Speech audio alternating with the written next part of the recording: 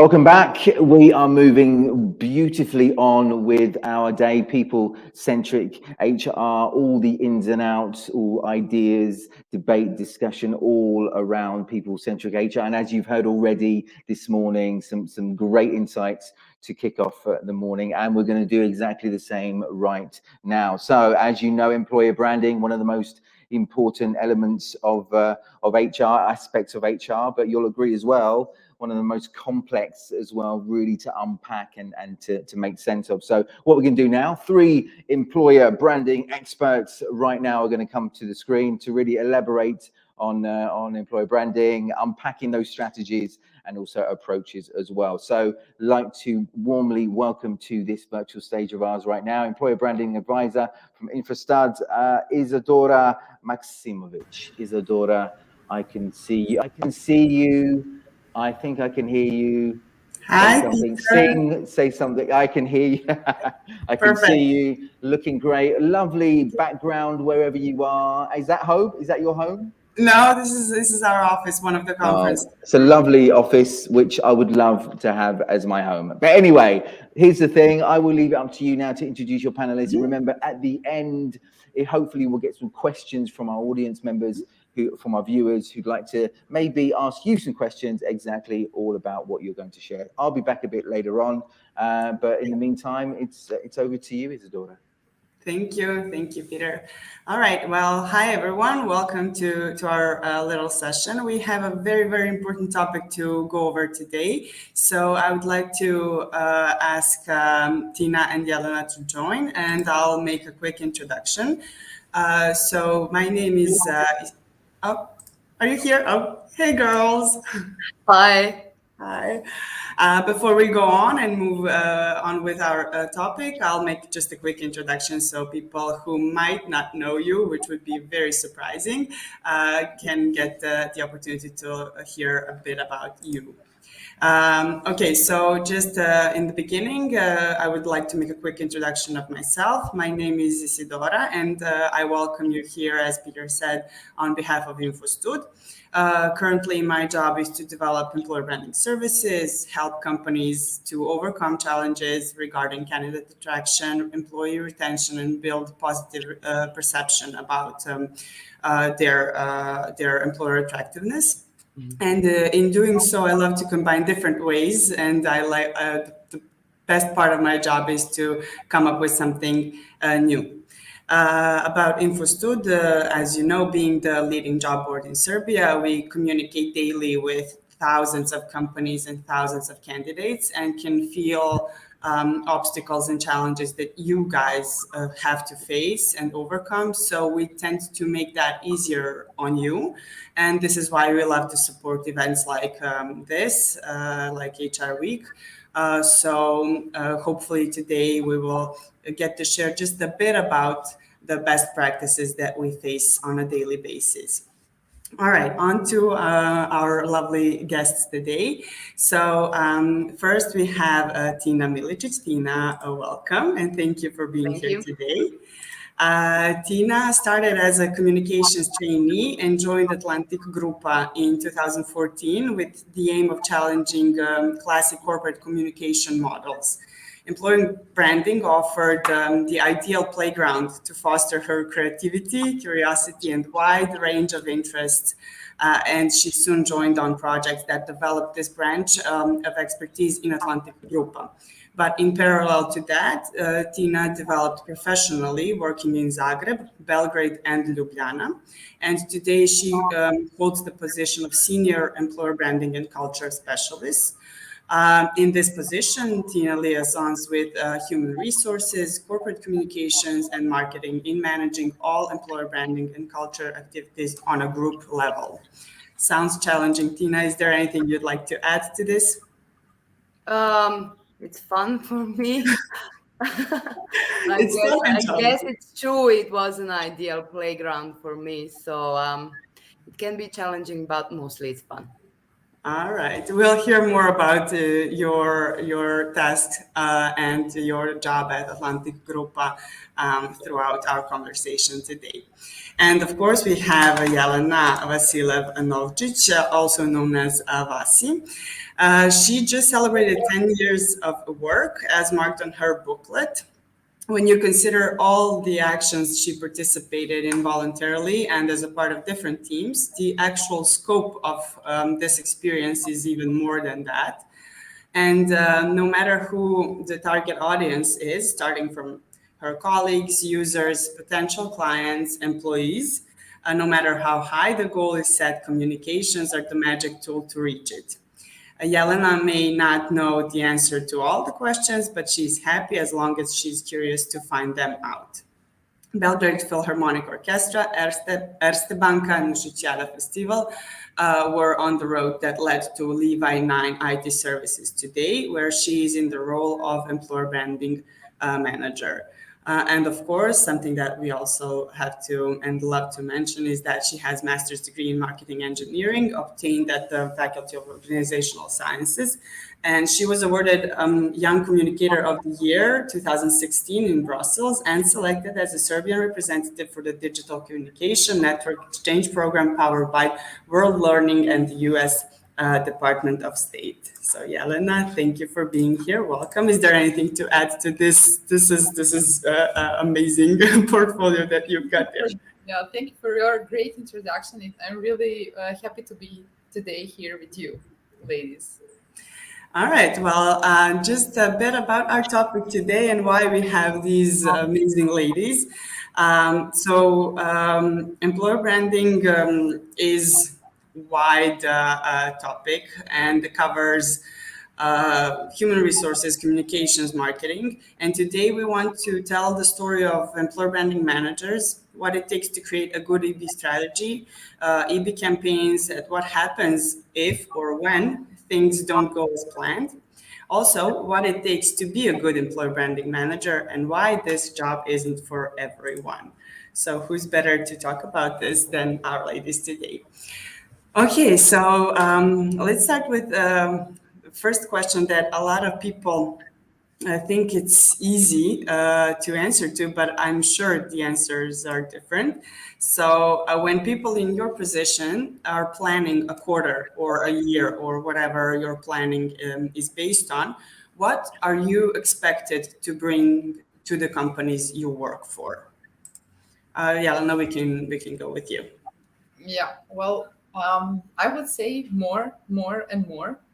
So it's more value for people, it's more visibility, and it can be better reputation, greater results in recruitment, or more satisfaction when we talk about employees and colleagues. So employer branding, actually, it's not new, but it's hot. And as far as I see it here in Serbia, especially in IT industry, it's a role that is being introduced to many companies. And as always, when you have something new, there is a change management ongoing. It's happening. So I really find that employer branding is an infinite game. So yes, we should measure results. We need to have this expectation to talk in numbers, but the main thing is to see it as a strategic way to let your company talk with your employees or potential employees. So everything can be changed when we talk about goals, communication tools, channels, target groups, personas, or so on. But this main thing is to stay. And give more. And to give more. Yes, actually, when maybe just a nice example to share, in 2020, so a year before, our focus in Levi 9 was on internal communication and on employee experience. And now in 2021, it changed. So we are now focused on external communication. And this is when we see how the game can be changed. But the way you work with your stakeholders and the way you talk to your personas, target groups, it is something that needs to stay and to give more. Yep. Yes. Yeah, well, thank you. Tina, what do you think? What is expected at Atlantic Grupa from a person in your position? Oh, well, to maybe in I'm in a little bit of specific position. For my responsibility also include culture. So what they require for me is to keep people happy, engaged, and satisfied, but then to leverage this in order to build a desirable image of Atlantic Group externally as well. So Well, yeah, like you said, fun and challenging. All right. Well, so based on our experience, and not just on ours, is that we communicate with a lot of companies. So what we've gathered so far is that um, I feel that companies, or rather, should I say, people in companies feel entitled to meddle and interfere in employer branding campaigns, goals, activities, because it's very, I would say, subjective. You might like something, you might not. But again, at the end of the day, this is something that is your job. And like I like to say, you don't go around telling salespeople how they should make their phone calls. So why is that? Why would you say people like to get involved? Whichever, Tina, yeah, you can go. why do people like to get involved? I guess that because they consider that visuals or copies, as you said, are a matter of taste, and it could be discussed. It's not something concrete like a KPI or financial resources. So it's as you say, a subject to a personal taste. But and yes, you get a lot of interference from and comments and suggestions from business and your people you're working on this. But if you'd ask me, how do I deal with this? I suppose for me, in time, in experience, I gained the confidence to hold my ground today when they challenge the visuals and copies. But to be also practical, what really helps in these situations and in general in communication and marketing is having a set book of standards. And in these books, you have a very clearly set a visual standard, a tone of communication, and often it could have a channels of communication which are recommended and the ones that you can avoid. So in this way, you can really handle well the inputs or suggestions you get in this part of your work. However, Isidora, in my experience, the best campaigns are the ones in which you really are open-minded to listen to the business, because they're actually the one who know the target audience the most. So only marketeers know what is sexy for marketeers. Only people who are in production really know which kind of sentence is going to resonate with them. You can sometimes think something is sexy because it sounds cool, but for example, for people in production, they wouldn't even get it. So it's really the most successful results I get when I actually am open-minded to hear the business. I see Yelena nodding. Yeah. Well, what I wanted to share that this kind of it's not as strange when you have in mind that here in Serbia we have about, I don't know, 1 million of basketball coaches that are safe from their sofa, knowing and waiting to, But the fact is that employer branding, the result is tangible content. And of course, it is something that someone likes more or less or dislikes. And it's nice actually to have these kind of discussions, as long as these discussions are opened and, how to say, constructive, as long as there is a dialogue. And when we talk, having our goals and standards, as Tina mentioned, it's fine. we can do that. But it's, as you said, um, it's hard, it's challenging, but yeah, it's part of the job. Oh, I like how you said that. It's part of the job. This is why this position and this job isn't for everyone, because I don't think a lot of people could get that having all these comments, which are often welcomed, are a part of the job. Because sometimes you just have to put your foot down and say, okay, this is my decision, but this is a very open field where that is welcomed from times to times. And it's a part of how to say, maybe a culture. Well, when we are creating some kind of content, we want to have our audience externally to interact with it, to to have constructive feedback. And when it happens internally, it's nice, it's the same thing. But the thing you pointed out, Isidora, is like, who is the last checkpoint? This is something that should be pointed out, and this is the dialogue that should have an action within this brand standards, guidelines, tone of voice, and everything that is set in strategy.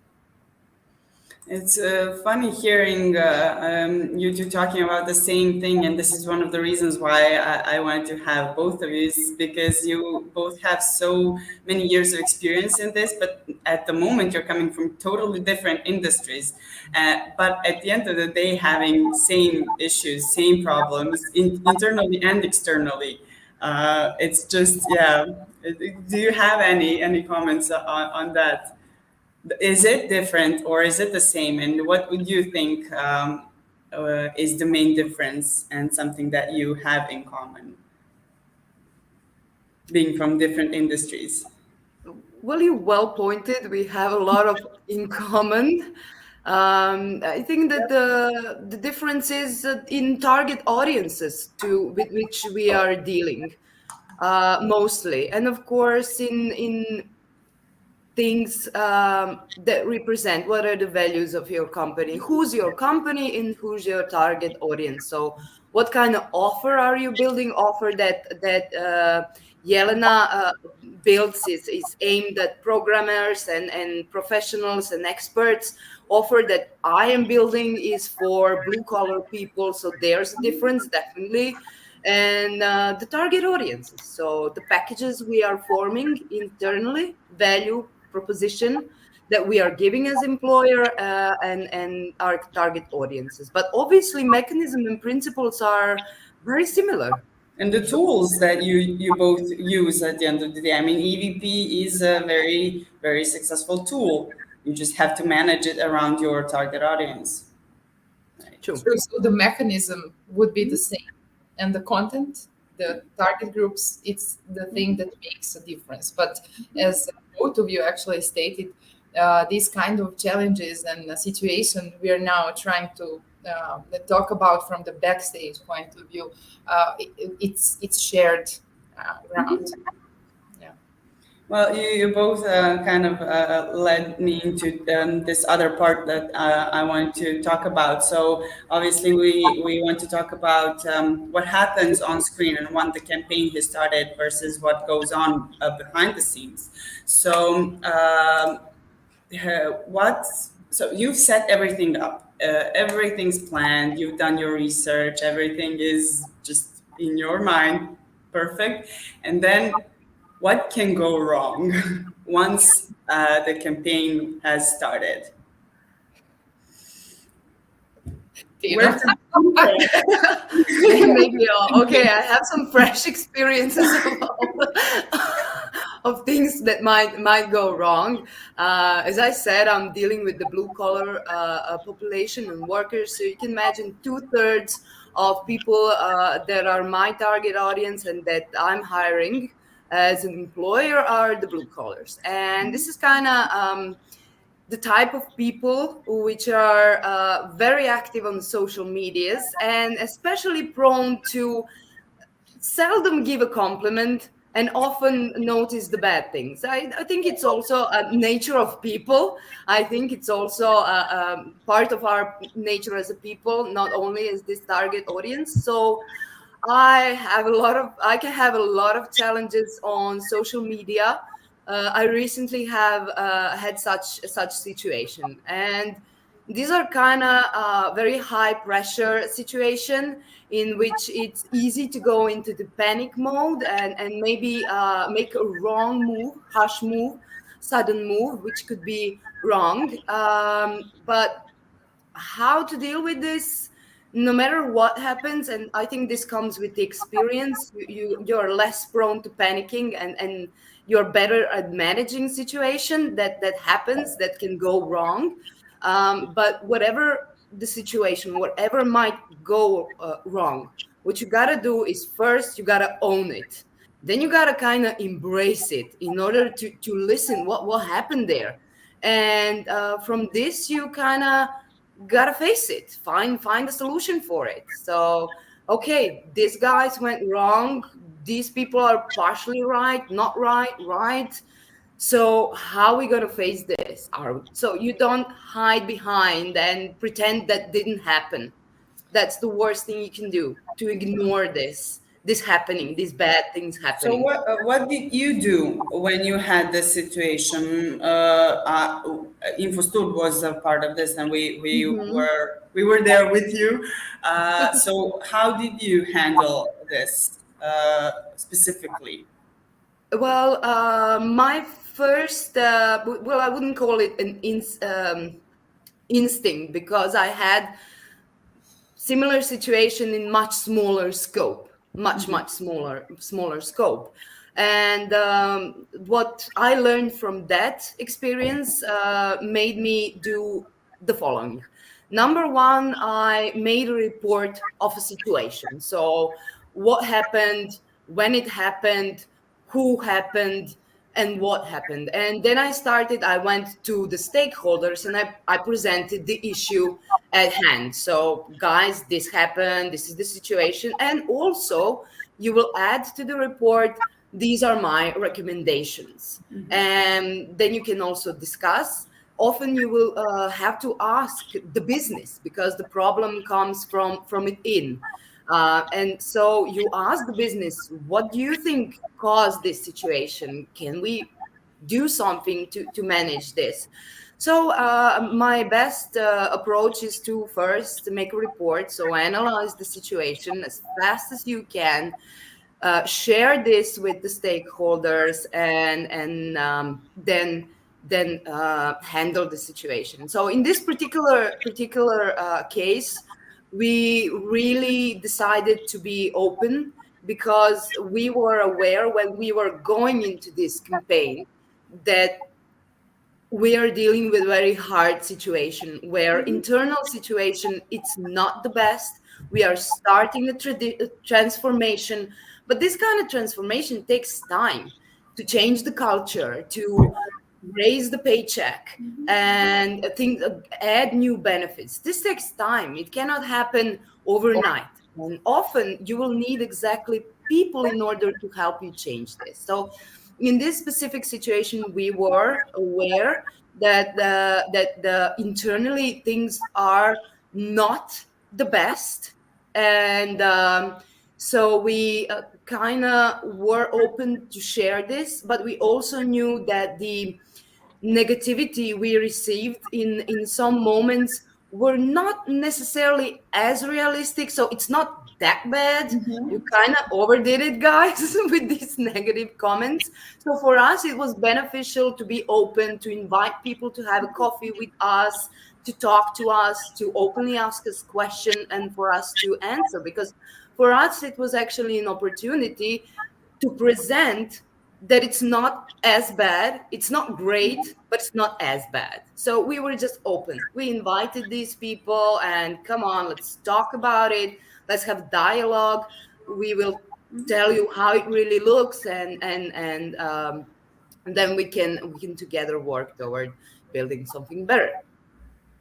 Good. Yeah. Did you have any similar situations, maybe not at this company, but in your work before? And how do you have anything to add? How did you handle that internally, externally, when things go wrong? and you just couldn't foresee everything, even though you thought you had it perfectly planned. True, but because everything actually can go wrong, and as Tina said, not great, not terrible. But the main thing in this kind of crisis is actually to manage it and to stay cool, to be with your feet on the ground, and to make this going through the situation as easy as possible.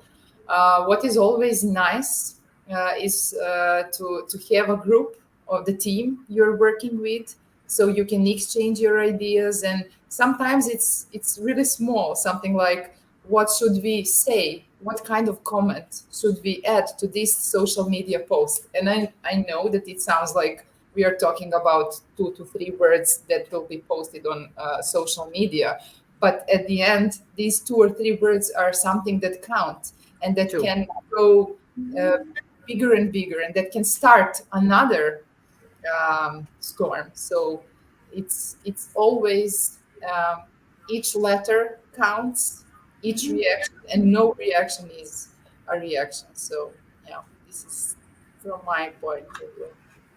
Yeah, I like the no reaction is still a reaction. Yeah. Okay, we're getting a few questions, and we'll try to stay within the timeline. But before we only got 10 more minutes. This Oh is my God.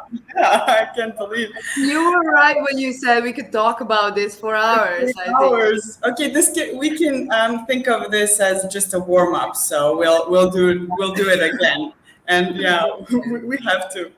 Okay, so but before we hop onto this question that we got, so you both said you have to think fast, you have to know why you are doing what you're doing, and you said it's a good thing to have a group or team that you're working on. So what happens when you disagree?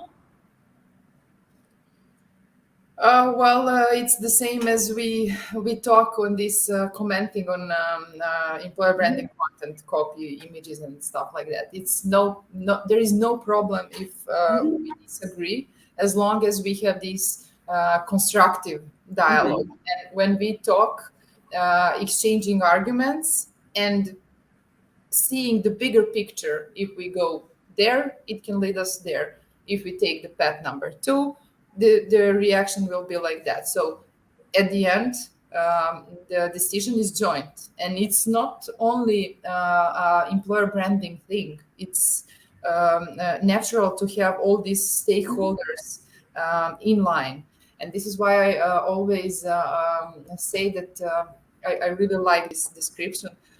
One colleague of mine introduced to me that employer branding is actually a stakeholder magician. So you really need to have this magic in your fingers. True. This is very well said. It's a stakeholder magician. Do it Yeah. like this. It sounds so fun and stressful and interesting. But I feel that you both really, really love your jobs. So I see Peter here, but before No, I've just come. I've just come in. I'm so intrigued how this session is unfolding. I'm sure you lovely lady, you could speak on lots of different topics, on any topic. We put you in a session together. We give you a title. You could talk for hours, I'm sure. Unfortunately, we don't have the time for that right now. And I love that phrase.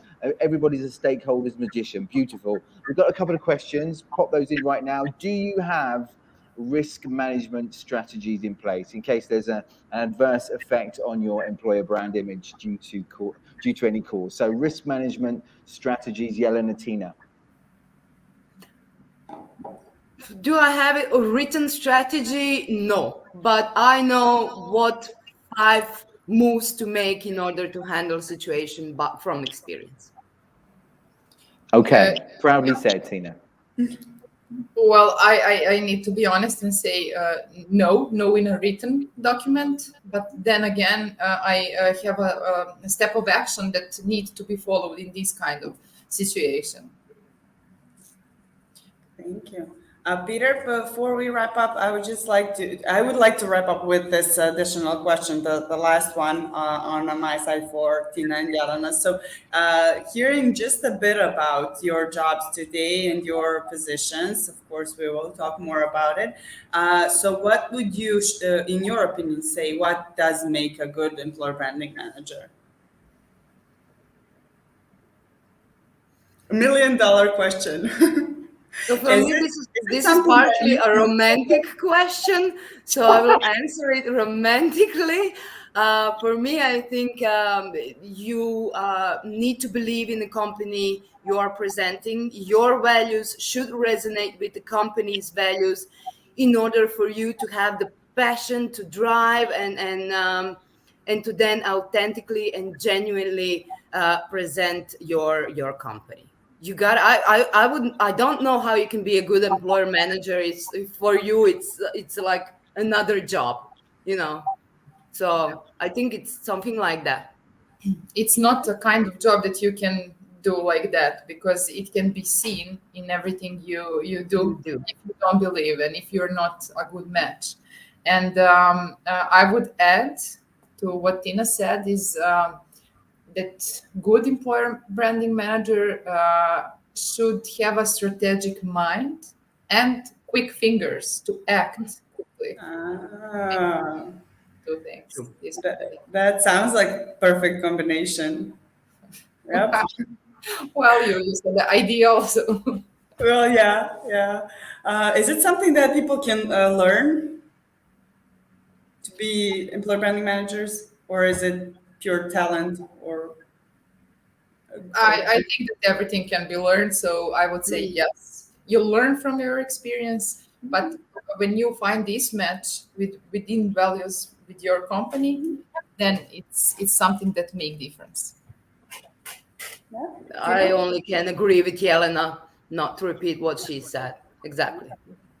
We have Peter here Yeah, again. Yeah. just something that actually came to mind, in fact. So just a question for actually all of you, really. So if there's, for example, right now, employer branding experts, maybe at the beginning of their career, they've just started, they've tuned into HR Week to get lots of ideas and insights, and they're looking at you guys right now. What kind of very quick advice you would give them that you haven't already said to really help them on their way? What would you say to a young, starting out employer branding professional? What would you say?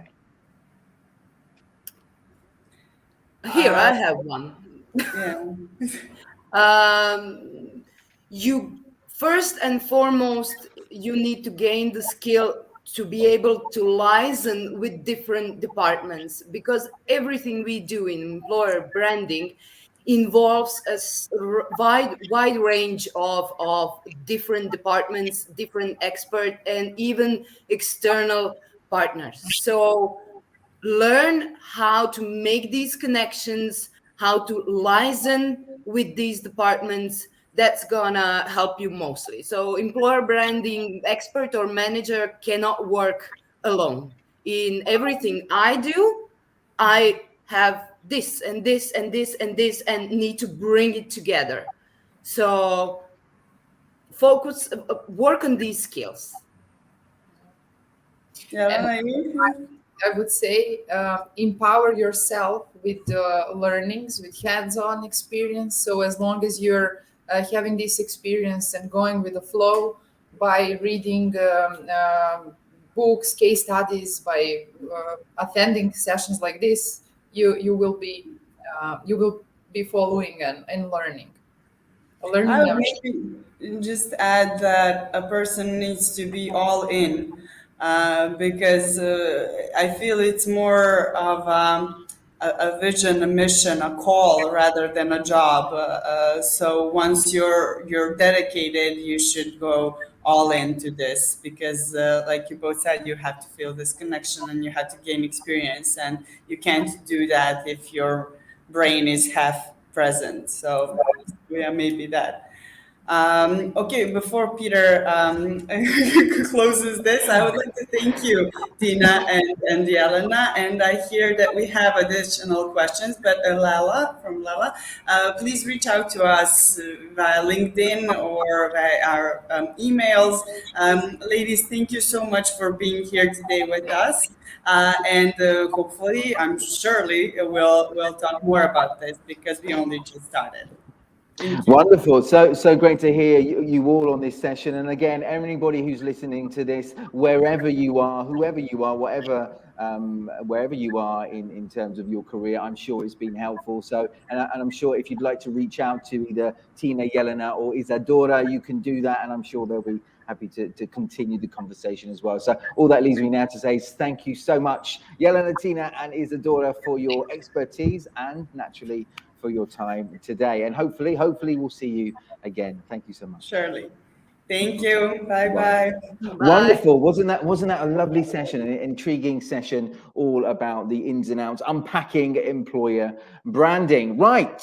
What's going to happen very shortly is we're going to move on to the area known as the network session. This is, again, if you haven't already done so already, a great opportunity to really get involved to give your perspective, your viewpoint, your challenging questions perhaps on certain topics. So what's going to happen is all you have to do is choose out of 3 different topics. You'll see on your on the screen a button which will give you the option to choose 3 different topics in terms of the networking session. That each topic will have a moderator, a host to lead that discussion forward. You join in, and again, speakers here have their perspectives. Speakers here have their knowledge and expertise, which is all good.